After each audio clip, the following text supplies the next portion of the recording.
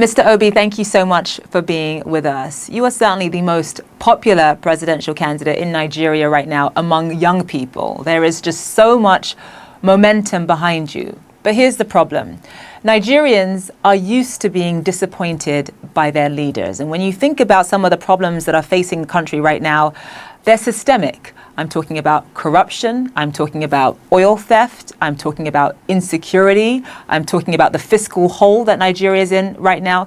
Can all of that really be solved by one person? Well, if you have a leader that is competent, have the capacity and commitment to start dealing with it, you're not going to solve it overnight. But there will be a clear, visible, measurable attempt to dealing with it. And they're things that are solvable. They're things that can be dealt with decisively. But you have to have a leader that, if you look at what he's been able to do in the past, you can say yes. If indeed you do become Nigeria's next president. Nigeria, as you know, is broke. It is barely able to service its debt. It spends so much more than it earns.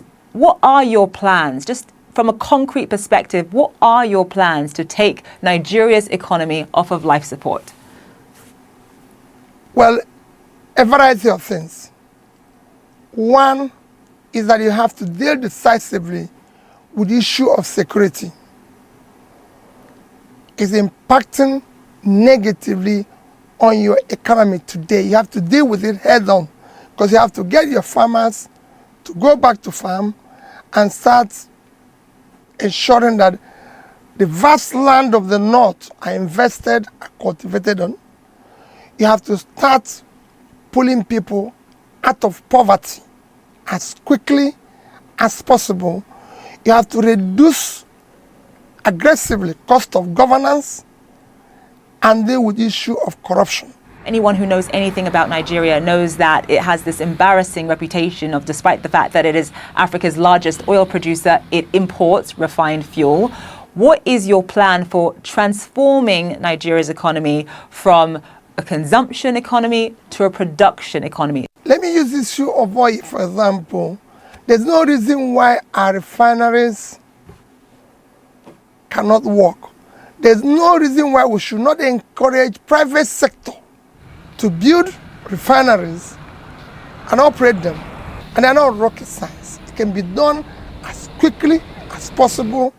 You can use today the side to remove the fuel subsidy, use the resources to support critical areas of production, from critical infrastructure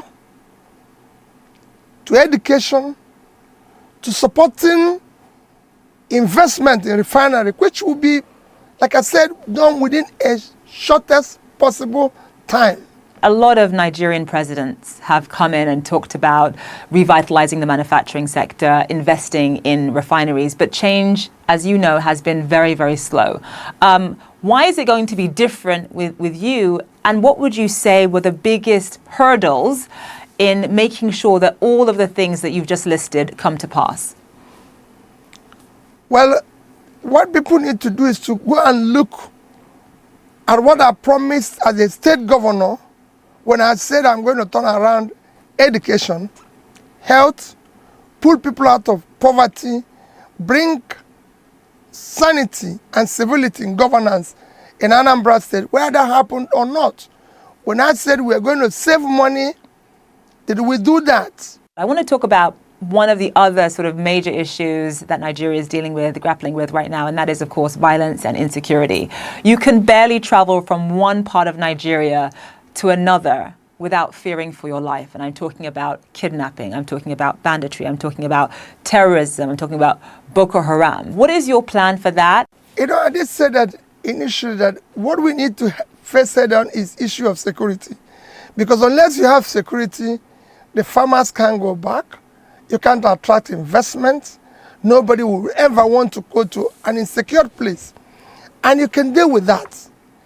There's so many, you need to do a lot of work, reorganize your security architecture, ensure that there's multi-level policing.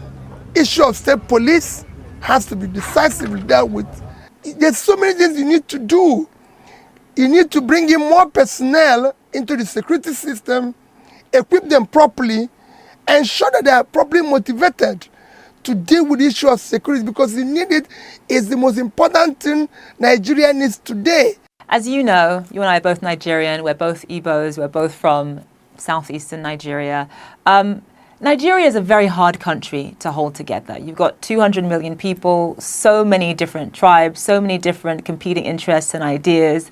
And when you think about the fact that, you know, you're from the southeast, how easy is it going to be to rally Nigerians perhaps from the north behind you? That's got to be on your mind. That is what it was yesterday.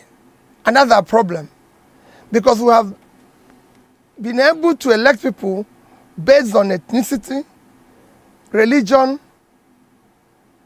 my turn, connection, or one form of bias or the other, which brought us to where we are, or structure, which always says structure of criminality. That is what we want to dismantle now, and ensure that the next election is based on character, capacity, competence, commitment to do the right thing.